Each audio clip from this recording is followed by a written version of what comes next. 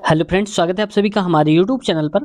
तो फ्रेंड्स, आज हम सॉल्व करने वाले हैं यूपीपी यानी कि यूपी पुलिस का जो पिछला पेपर था उसको सॉल्व करेंगे। क्योंकि आप जानते हैं कोई भी एग्जाम हो उसका पिछला पेपर प्रीवियस पेपर बहुत इंपॉर्टेंट हो जाता है।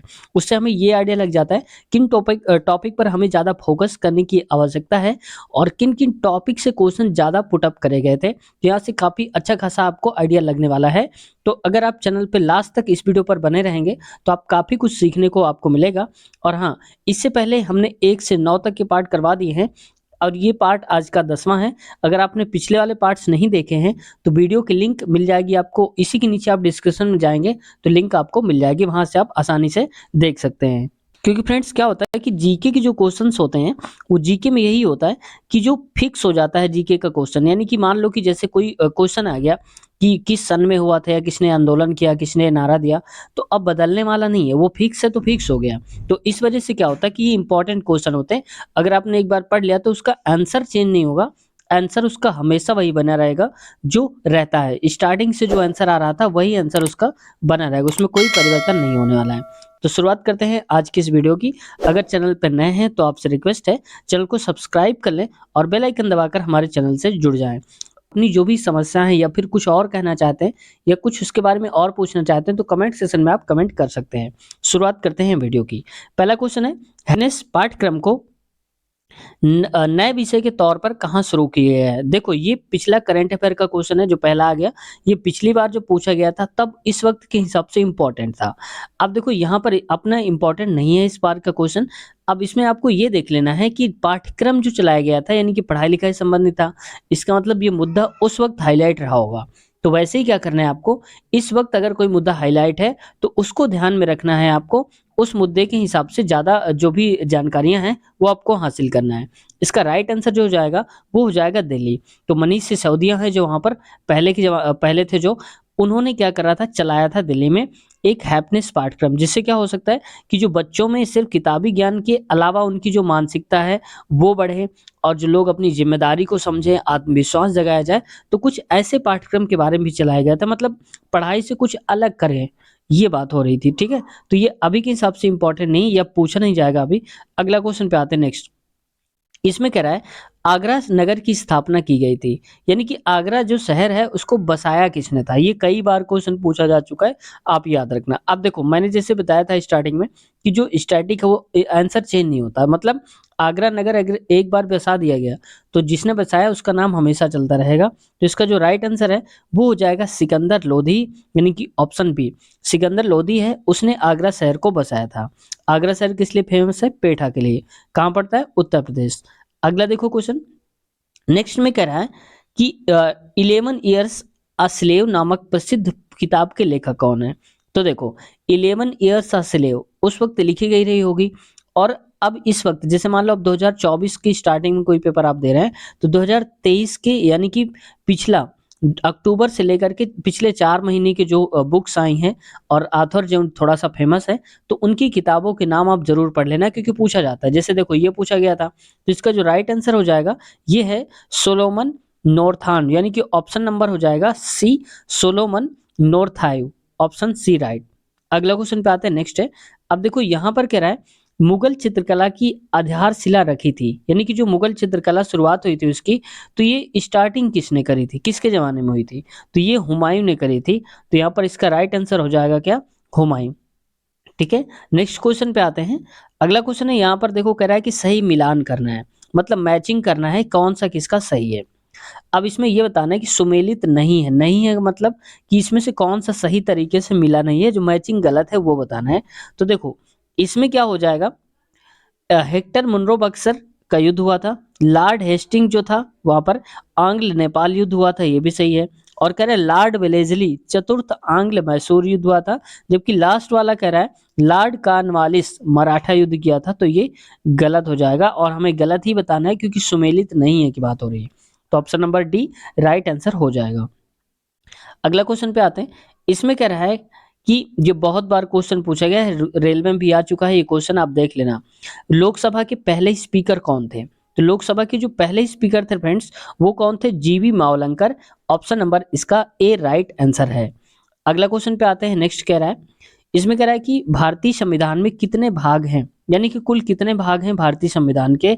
तो फ्रेंड्स ये जो भाग हैं भारतीय संविधान के, ये हैं यहाँ पर। इसका राइट आंसर हो जाएगा 22, यानी कि ऑप्शन नंबर ए हो जाएगा इसका राइट। नेक्स्ट पे आते हैं। अगला कह रहा है हमारे संविधान के, इसको थोड़ा छोटा करता हूं, कह रहे हैं कि हमारे संविधान के अनुसार भारत डैश है।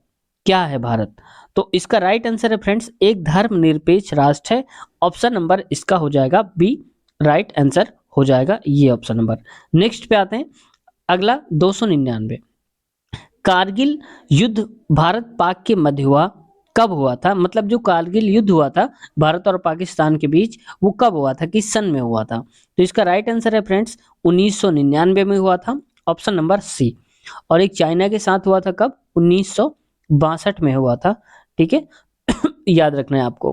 कारगिल युद्ध हो सकता है कई बार ये भी पूछ ले कि कारगिल युद्ध किन दो देशों के बीच हुआ था, या ऐसा कह सकता है कि भारत के साथ कारगिल युद्ध किस देश से हुआ था, तो ये भी हो सकता है। ठीक है, तो कुछ भी घुमा के दे सकता है। अगला क्वेश्चन पे आते हैं नेक्स्ट में। इसमें कह रहा है अंतरराष्ट्रीय न्यायालय कहाँ पर स्थित है। देखो ये कई बार क्वेश्चन आ चुका है, इसी में पिछले अगर आप देखेंगे तो भी पूछा जा चुका है, कई सेट में आया था ये क्वेश्चन रिपीट होके। तो ऐसे क्वेश्चन बहुत रिपीट होते हैं जिससे कि आपका जो क्वेश्चन है वो तैयार हो जाएगा हमेशा हमेशा के लिए। तो अंतरराष्ट्रीय राष्ट्रीय जो न्यायालय है कहाँ पर स्थित है? तो फ्रेंड्स ये स्थित है हेग, और हेग कहाँ है? नीदरलैंड में। तो अंतरराष्ट्रीय न्यायालय क्या है? Hague, Netherlands. नेक्स्ट क्वेश्चन की बात करते हैं। तो देखो फ्रेंड्स अगला क्वेश्चन जो है ये हिंदी से आया है, क्योंकि 300 तक थे जीके के, इसके आगे कुछ हिंदी क्वेश्चन दिए हैं। कह रहा है कि एकाएक किस समास का उदाहरण है? तो फ्रेंड्स ये है अव्ययभाव समास का उदाहरण, option number B right answer हो जाएगा। नेक्स्ट क्वेश्चन कह रहा है नीरो का संधि विच्छेद, क्योंकि संधि विच्छेद जरूर पूछ लिया जाता है, तो नीरो का संधि विच्छेद हमें बताना है। तो इसका राइट आंसर हो जाएगा नी प्लस रौ, यानी कि ऑप्शन नंबर हो जाएगा इसका बी। देखो ये बी वाला और डी वाला लगभग सेम दे के रखा है, बस थोड़ा सा चेंज कर दिया है मात्रा का। तो अगर आप थोड़ा बहुत भी ध्यान नहीं देंगे तो गलत होने के चांसेस हैं। तो ऑप्शन बी राइट हो जाएगा। ठीक है, जबकि यहाँ बड़ी मात्रा यहाँ छोटी मात्रा। अगला क्वेश्चन पे आते हैं। इसमें कह रहा है कि उत उपसर्ग युक्त शब्द समूह कौन सा है? मतलब एक उपसर्ग लगाना है, कौन सा? उत, और इनको मिलाकर के कौन सा शब्द बन रहा है? तो ये फ्रेंड्स हो जाएगा इसमें कौन सा? पहला उज्जवल हो जाएगा, उत्कर्ष हो जाएगा, उल्लंघन हो जाएगा। Option number C right answer है। नेक्स्ट क्वेश्चन पे आते हैं। अगला क्वेश्चन है, इसमें कह रहा है कि वदन वदन और बदन समुच्चारित कहने का मतलब होमोफोन्स भिन्नार्थक शब्द युग्म का सही अर्थ क्या है? मतलब इन दोनों का मतलब पूछ लिया है कि इन दोनों का मतलब क्या है। तो फ्रेंड्स देखो इसका जो मतलब होता है वदन और बदन, और एक वदन एक बदन। वदन का मतलब हो जाएगा मुख, मुख मतलब कि ये वाला ऑप्शन बी, और जबकि बदन, बदन का मतलब होता है यहाँ पर क्या? शरीर होता है। तो इसका फ्रेंड्स राइट आंसर ये नहीं होगा, इसका राइट आंसर हो जाएगा ऑप्शन लास्ट वाला डी। तो मुख होता है ये। अगला क्वेश्चन पे आते हैं। कह रहे कचहरी का तत्सम बताना है। ये तत्सम और तद्भव जरूर पूछे जाते हैं। तो कचहरी का जो तत्सम है वो क्या है? ये कृत्यग्रह। तो ऑप्शन नंबर हो जाएगा इसका ए राइट आंसर। अगला क्वेश्चन पे आते हैं। कह रहा है कि अरुचि, इसमें कह रहा है अरुचि का विलोमार्थक शब्द क्या है? यानी कि विलोम बताना है अरुचि। ठीक है, अरुचि मतलब जिसमें कोई इंटरेस्ट ना हो। तो इसका क्या हो जाएगा? सुरुचि। तो option number B right answer हो जाएगा। अरुचि का सुरुचि हो जाएगा, जिस पर इंटरेस्ट हो। अगला देखो, इसको थोड़ा सा छोटा करना पड़ेगा, नहीं तो दिख नहीं रहा पूरा, ऐसे इतने में आ रहा है। ठीक है, इसमें क्या कह रहा है? कह रहा है रहीमन जो गति दीप की, कुल कपूत सो की हो, बारे उजियारे लगे, बढ़े अंधेरे हो। इसमें बताना है कि कौन सा अलंकार यूज किया गया है, कौन सा अलंकार है। तो इसमें फ्रेंड्स अलंकार है श्लेष अलंकार, option number D right answer हो जाएगा। नेक्स्ट क्वेश्चन पे आते हैं। अगला है 308 नंबर। उसमें कह रहा है कि रोला एवं उल्लाला छंदों को मिलाकर कौन सा छंद बनता है? तो यहाँ पर जो छंद बनता है फ्रेंड्स ये बनता है छप्पय। ऑप्शन नंबर इसका ए राइट हो जाएगा। आप देख रहे ना कि यहाँ पर जो रोला है और उल्लाला जो छंद है दोनों को मिलाकर क्या बनता है? छप्पय बनता है। अगला क्वेश्चन नेक्स्ट में आते हैं। नाट्य शास्त्र के अनुसार रसों की संख्या कितनी है? तो कह रहा है देखो रसों की संख्या अलग अलग होती है, और इसमें नाट्य शास्त्र के अनुसार पूछा है। तो नाट्य शास्त्र के हिसाब से जो रसों की संख्या है वो है कुल 8 मानी गई है। ऑप्शन नंबर ए हो जाएगा। ठीक है। अब नाट्यशास्त्र एक पुस्तक है, इसको किसने लिखा है? अगर आपको पता है तो कमेंट सेक्शन में बताइए, वरना मैं वहां पर पिन कर दूंगा, आप समझ जाना, उसका आंसर मिल जाएगा। ठीक है। अगर आप में से आता है तो ट्राई करिए कि नाट्यशास्त्र के लेखक कौन है।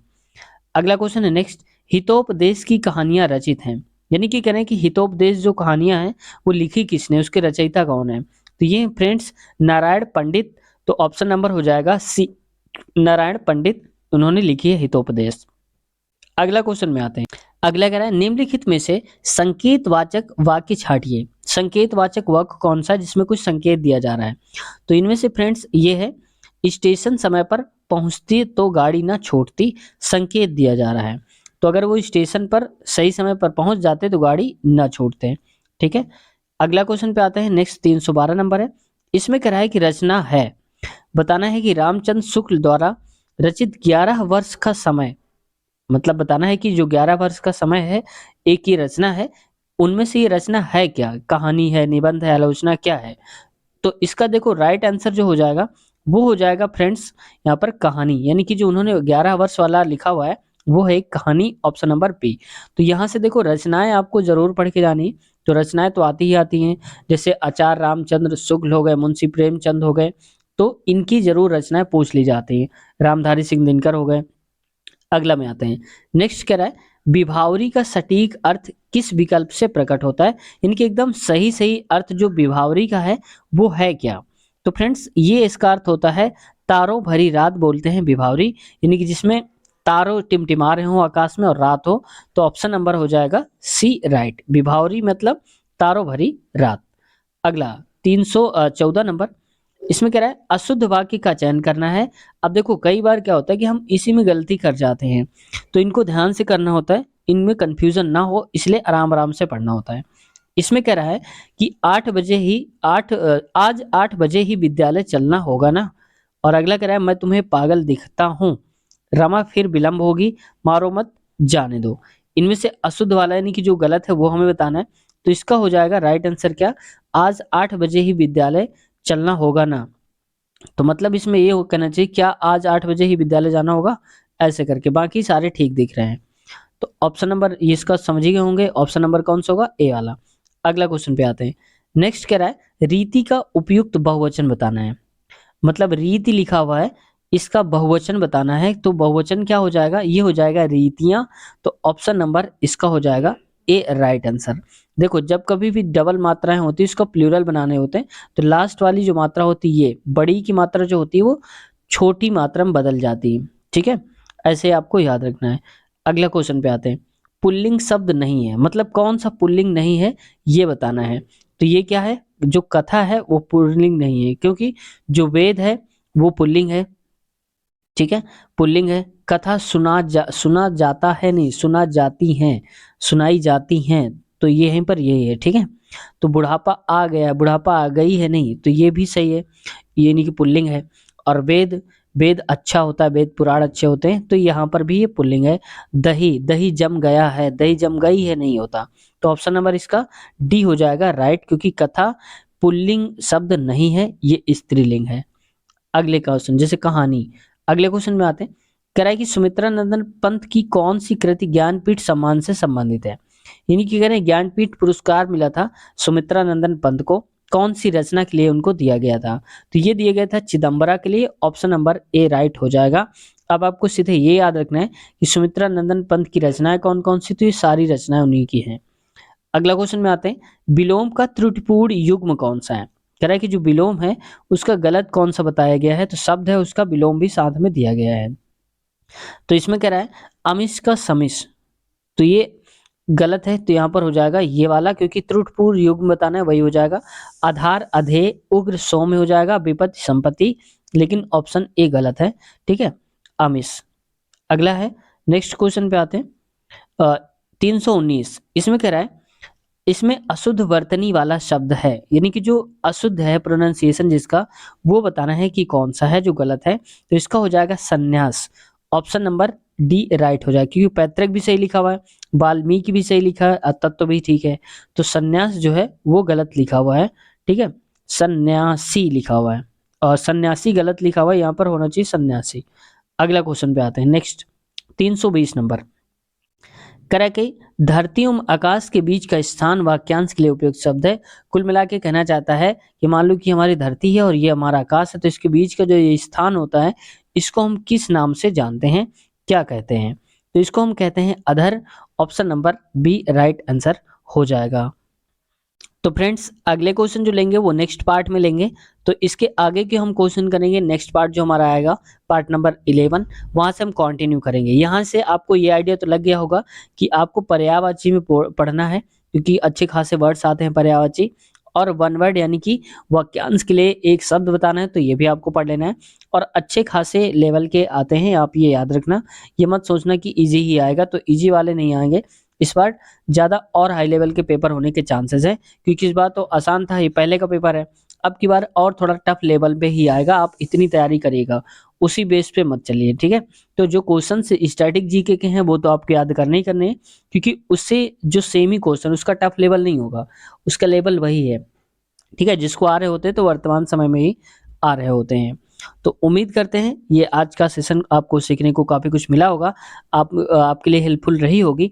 अगर आपको लगा है कि कुछ सीखने को मिला है तो वीडियो को एक बार लाइक कर दीजिए, और चैनल पर नए हैं तो सब्सक्राइब ज़रूर कर लीजिए, ताकि हमारे नेक्स्ट पार्ट जो हैं आपको आसानी से मिलते जाएँ और उनको वीडियो को देख जाएँ और आपकी तैयारी अच्छी खासी चलती रहे। तो मिलते हैं नए वीडियो में, टेक केयर, बाय बाय।